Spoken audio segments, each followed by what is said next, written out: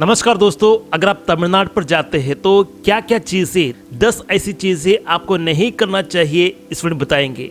सबसे पहले तमिलनाडु पर ज्यादा से ज्यादा लोग तमिल लैंग्वेज पर बात करते हैं। ये भी कह दो तमिल लैंग्वेज को एक प्राइड की तरह देखा जाता है। और क्या यहाँ पर हिंदी इंग्लिश ऐसी लैंग्वेज से काम चलेगा? इंग्लिश फिर भी चल जाएगा मगर हिंदी का पॉसिबिलिटी थोड़ा कम है तमिलनाडु पर। इसलिए हो सके जो ट्रांसलेटर आपके पास है गूगल पर, गूगल ट्रांसलेटर होता है, उसका मैक्सिमम टू मैक्सिमम यूज करे।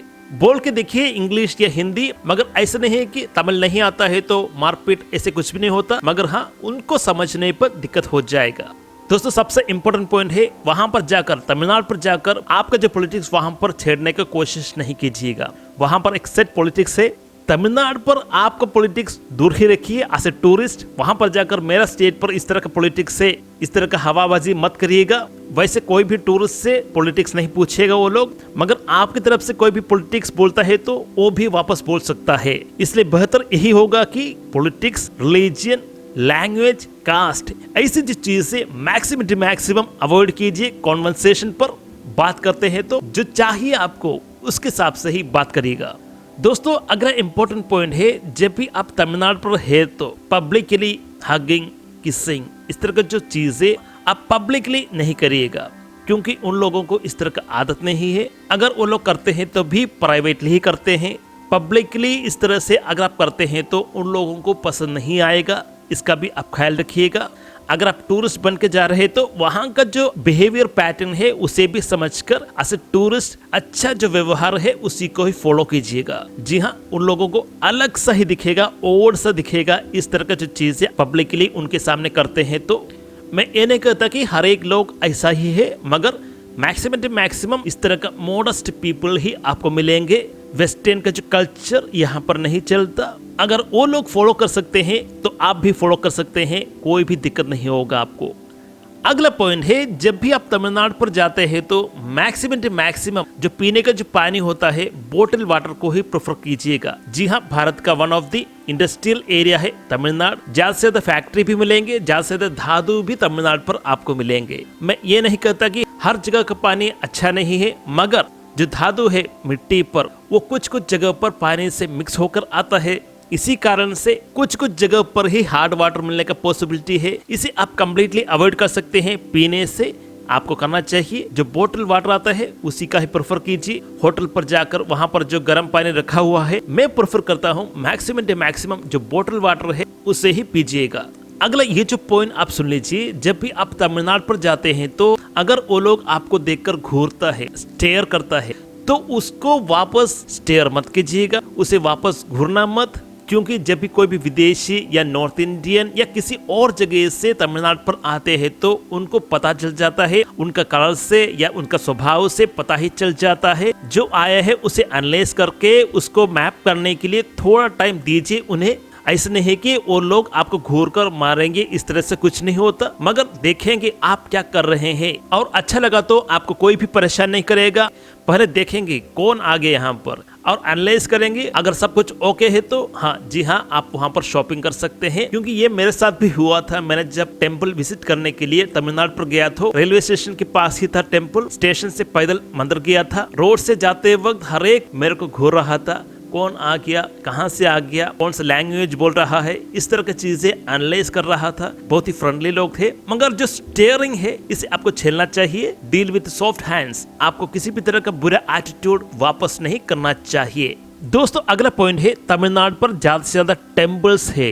भारत का हिस्ट्री का ही सबसे पुराना टेम्पल्स भी आपको तमिलनाडु पर मिलेगा, जैसे कि मधुरै मीनाक्षी टेम्पल हो, तंजावुर हो, रामेश्वरम हो, कन्याकुमारी टेम्पल हो। इस तरह के बहुत सारे टेम्पल तमिलनाडु पर मिलेंगे। यहाँ पर जो रिचुअल्स, जो ड्रेस कोड फॉलो किया जाता है उसी हिसाब से ही आपको मंदिर का दर्शन करना चाहिए। अगर लिखा है धोती पहन के आइए तो धोती पहन के ही जाइएगा। अगर लिखा है मॉडर्न ड्रेस, वेस्टर्न ड्रेस इत्यादि नहीं पहनकर जाना चाहिए तो वहां पर उस तरह का ड्रेस पहनकर नहीं जाइएगा। वो जो ड्रेस कोड को अगर आप फॉलो नहीं करते हैं तो जी हाँ, लोग गुस्सा हो जाते हैं। इसलिए मैं यहाँ पर सजेस्ट यही करूंगा कि जब भी आप किसी भी मंदिर तमिलनाडु पर विजिट करते हैं तो वहां का जो रिचुअल्स है, ड्रेस कोड है, उसी को ही फॉलो कीजिएगा। अगर बोलता है मोबाइल मत यूज करो तो वहां पर क्लॉक रूम होता है, क्लॉक रूम पर डिपोज करके टोकन ले लीजिएगा।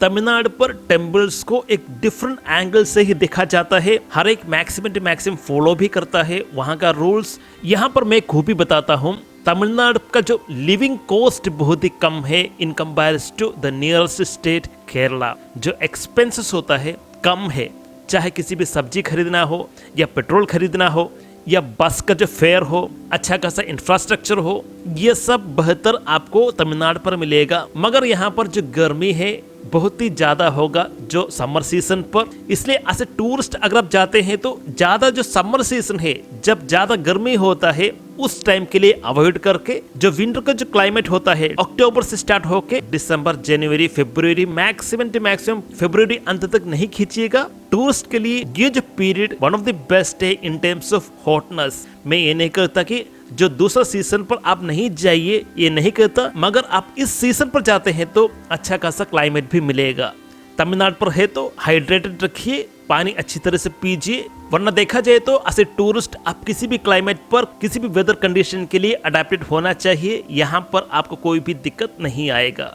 दोस्तों ये जो पॉइंट बहुत ही इंपॉर्टेंट है, आप ध्यान से सुनिएगा। जब भी आप तमिलनाडु पर जाते हैं तो पान, गुटखा, मसाला, किसी भी तरह का जो चीज़ें आप ऐसे ही पब्लिकली थूक नहीं दीजिएगा, दीवारों पर थूक नहीं दीजिएगा, बस से ऐसे ही बाहर थूक नहीं दीजिएगा। जो कोई भी बाहर से आते हैं वो लोग मैक्सिमम टू मैक्सिमम इस तरह की चीज़ें करते हैं। लोगों को बहुत ही दिक्कत है ऐसे व्यवहारों से। यहाँ के लोग चीज़ें सफाई से रखना पसंद करते हैं और मैक्सिमम टू मैक्सिमम उसे सफाई से ही रखते हैं। अगर कोई भी इस तरह का जो चीज़ें करते हैं तो वो लोग रिएक्ट नहीं करेंगे, मगर आपका रिस्पॉन्सिबिलिटी है, आपका मोरालिटी है कि कहीं पर जाते हैं तो धोखिएगा मत। वो लोग जानते हैं किस तरह से सफाई से रखना चाहिए, आप भी उसे फॉलो कीजिएगा।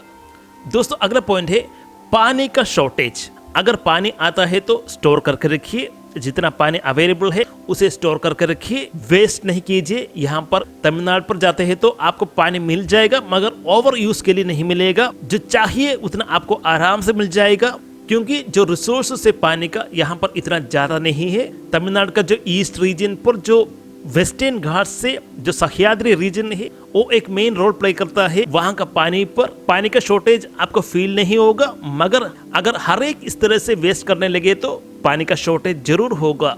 दोस्तों अगला इंपॉर्टेंट पॉइंट है, जब भी आप तमिलनाडु पर है तो वहाँ पर किसी भी तरह का अनऑथराइज्ड सेंटर्स होते हैं जहां पर आपको टिकट्स जैसे कि एयर टिकट हो, ट्रेन टिकट हो, बस टिकट हो, इसे आप खरीदने की कोशिश नहीं कीजिएगा। अगर आप खरीदना चाहते हैं तो ऑथराइज्ड सेंटर्स होते हैं वहीं से या ऑनलाइन भी आप खरीद सकते हैं। फ्रॉड होने का मैक्सिमम टू मैक्सिमम पॉसिबिलिटीज है, इसे आप ध्यान रखते हैं तो आपका पैसा डूबेगा नहीं, कोई भी चीट नहीं करेगा। स्पेशली बस टिकट अगर अनऑथराइज्ड सेंटर है तो वहां से आप नहीं खरीदिएगा। उतना ही इंपॉर्टेंट है जब कभी भी आप टैक्सी बुक करते हैं या ऑटो रिक्शा बुक करते हैं तो ये भी आप ऑथराइज्ड सेंटर से ही करिएगा। अनऑथराइज्ड सेक्शन से आप कभी भी टैक्सी हो, रिक्शा हो, बुक नहीं करिएगा। यहाँ पर मैं एक सजेशन देता हूँ, जब कभी भी आप किसी भी घर पर जाते हैं विजिट के लिए तो बिना कुछ भी खरीदे वहां पर नहीं जाइएगा। ये वहां का जो फॉर्मेलिटी है कि आप किसी भी घर पर जाते हैं तो पैसा नहीं मगर कुछ ना कुछ खरीद कर जाते हैं, मिठाई हो या कोई भी गिफ्ट हो, इस तरह का खरीद कर ही किसी ना किसी घर पर जाते हैं। ऐसे नहीं होता कि आप कुछ नहीं खरीदे तो आपको उतना अच्छा ट्रीटमेंट नहीं मिलेगा, मगर उनके तरफ से अगर आप सोचते हैं तो जब कभी भी अगर आप किसी भी घर पर जाते हैं, पहली बार जाते हैं या गेस्ट होकर जाते हैं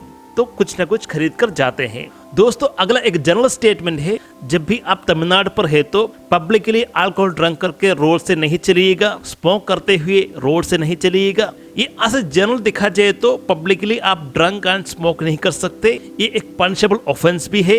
उतना ही इम्पोर्टेंट से आप किसी से भी मिलते हैं तो रिलीजियस और कास्ट वेज जो ऑनर रखना चाहिए उसे भी मेंटेन करिएगा। किसी से भी जाकर मिसबिहेव मत करिएगा कि आपका रिलीजन ये है, आपका कास्ट ये है, इस तरह का जो मिसबिहेवियर उनको पसंद नहीं है। पॉसिबिलिटी है वो भी आपसे मिसबिहेव करे। इसे अवॉइड करने के लिए ज्यादा से ज्यादा सभ्यता रखते हुए ऑनर से बात करें। कास्ट, रिलीजन, लैंग्वेज, इन तीनों को मैक्सिमम टू मैक्सिमम इंपॉर्टेंस दिया जाता है तमिलनाडु पर। जब आप डील करते हैं इन चीजों को तो अच्छी तरह से, अच्छे सभ्यता और अच्छा व्यवहार से ही इनको डील करिएगा। ये स्पेशल वार्निंग है, जो कभी तमिलनाडु पर जाते हैं तो उनको जो मर्यादा है उसका जो लिमिट क्रॉस नहीं करिएगा। वैसे देखा जाए तो हॉस्पिटल का जो नेटवर्क है बहुत ही स्ट्रॉन्ग है, किसी भी तरह का ट्रीटमेंट आपको तमिलनाडु पर मिल जाएगा, कोई भी दिक्कत नहीं होगा। एम्बुलेंस सर्विस हो, टैक्सी सर्विस हो या हॉस्पिटैलिटी सर्विस हो, हर एक सेक्टर यहाँ का बेहतर है। जी हाँ, ज़्यादा चार्ज भी नहीं करते। एक अच्छा सीजन आपको निकालने के लिए बेहतर जगह है तमिलनाडु। बस मेरा ओपिनियन यही होगा, आप जो विंटर सीजन है उस टाइम पर जाते हैं तो जो क्लाइमेट है, वेदर कंडीशन है, आपका फेवर पर ज़्यादा से ज़्यादा रहेगा। तो दोस्तों, इस वीडियो में इतना ही। इस वीडियो हमने देखा तमिलनाडु पर अगर आप जाते हैं तो 10 ऐसी चीज़ें आपको क्या क्या नहीं करना चाहिए। अगर आपको कोई भी एक्स्ट्रा ऐड करना है तो कमेंट्स पर लिखिए। इस वीडियो में इतना ही। धन्यवाद दोस्तों।